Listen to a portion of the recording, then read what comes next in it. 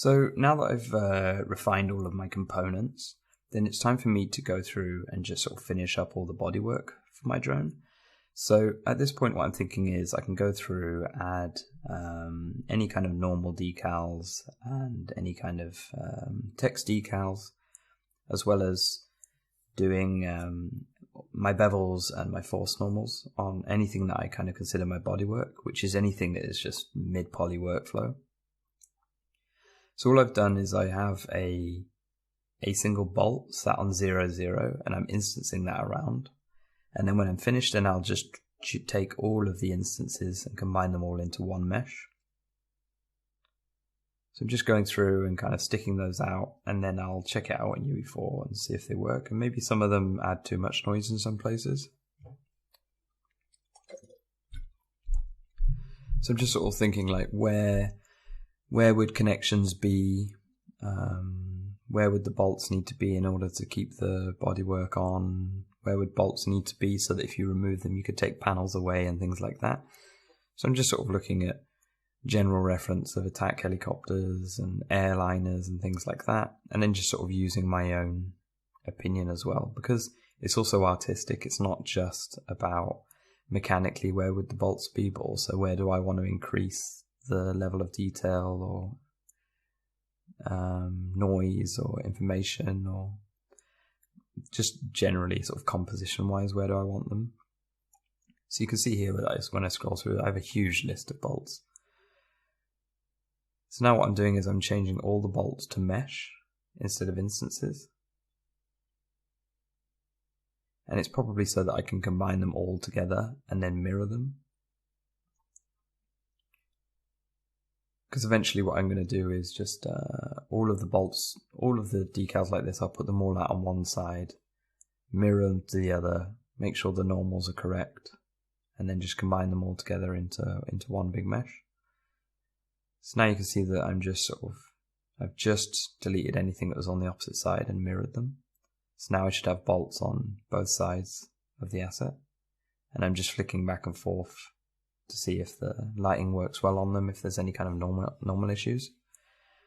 And I've just done the same thing where I've just mirrored my text decals, and then I'm just quick fixing those so the text isn't mirrored. And then I'm just kind of continuing to do the same thing where I'm thinking maybe this panel on the back needs to look like it has a handle on it, so that if you were to, maybe the bolts don't bolt it to the aircraft, maybe they just work so that the bolts maybe fasten the top of the panel to some sort of thing that sort of connects or disconnects underneath, and then when you pull the handle, then you're actually able to take this whole panel away. And I'm just generally increasing the level of information on all of the bodywork just to make it look interesting. So that could be that I'm doing my bevels and my force normals. It could be that I'm adding some extra polygons. It could be that I'm going through and controlling my own triangulation like I am now in order to improve shading. I think at the moment, I'm having a shading error here, and I don't realize that it's actually a shadow. And then at one point I realized, oh, there's actually just a shadow casting across that face. So then I gave up on it and just moved on. So I'm also thinking as I refine the bodywork, it's not necessarily completely finished. So even though the bodywork looks almost done and it's all beveled up, I'm still able to go in and add these extra details. So I'm sort of thinking this nice kind of extra sort of just ridge that runs all the way down the back will help to kill this open space, but it'll also help to just make it look like it's reinforcing the tail, just to make it look a bit stronger. So it's sort of 50% of the reason why I put it there is because I had a nice big boring space that didn't look good, and then the other 50% is because it's mechanically it helps to make it look like it's reinforcing the design. And then also when I look at it in UE4, it looks a little bit boring, like the detail disappears, but I also know that when I bake my AO map, it's going to add depth to that, and then I'm probably going to get some grime and scratches on it as well, so it'll help to make those details pop. But remember, I also don't want to make those small foundation details. I don't want to make those so interesting that they actually steal from the areas that are designed to be cool. So part of my process here is also just deleting all of those inner faces. I don't want to have any of those faces that will be killing my AO map when I bake it, because I will have masks that are doing AO normal, like AO scratches and grime. I still don't want to have tons of faces that are just wasting texture space, because again, I need those to be quite low res, but also to do an entire vehicle. So my masks will combine with higher resolution masks that are tiling in order to generate what looks like high resolution masks for scratches and grime. But that means that I still don't want to be wasteful, because I don't want my masks to be so low res that they're just unusable. So I'm sort of just going through, cleaning up the bodywork, making sure it's finished, getting rid of polygons wherever I can, getting rid of those faces that might waste some of my masking space. And I'm just sort of generally making sure that this is nice and tidy and kind of ready to go. And at the same time making sure that everything's got bevels and face weighted normals happening. So this part of the process is just making sure that anything that's not baked down, anything that's mid-poly, is just basically finished and ready to go to the engine.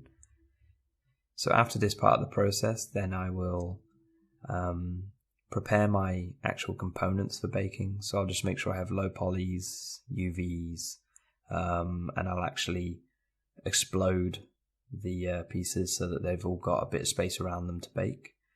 And then after that, I will actually bake the components, and then I'll set up all of my UVs and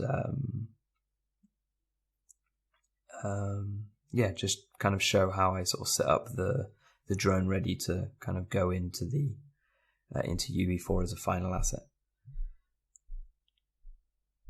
So you can see here again, all I'm doing is I'm just reducing polys wherever I can, making sure that there's no gaps that are being seen through the asset. Because I really don't want sort of like light or part of the environment to show through the asset and completely kill the immersion of it. And then I'm sort of going through, checking in UV4, having a look in all these sort of funny angles and tight spaces just to make sure there's no gaps. And then when I see one, then I can go back into Modo and fix that.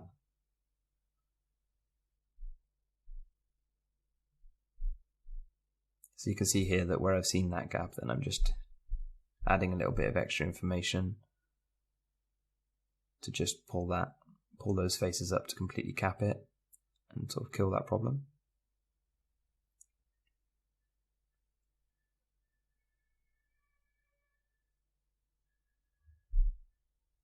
So although I'm trying to save polys as I go through so that it's not wasteful, I will need to add some in some places in order to do this kind of stuff.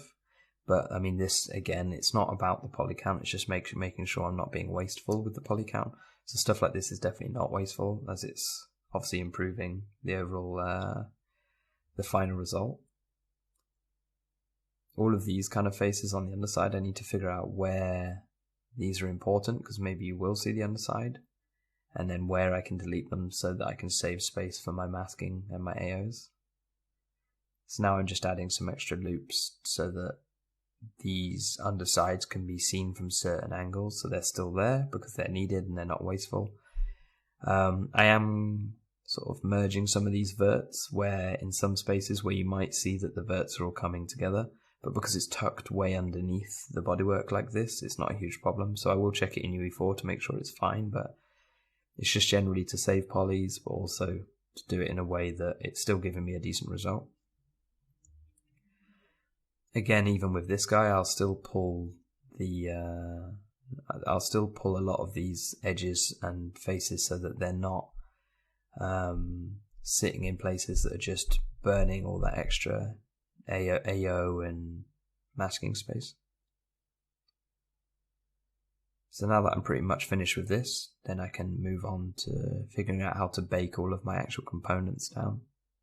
So I can start thinking about having all of my normal maps applied in UE4.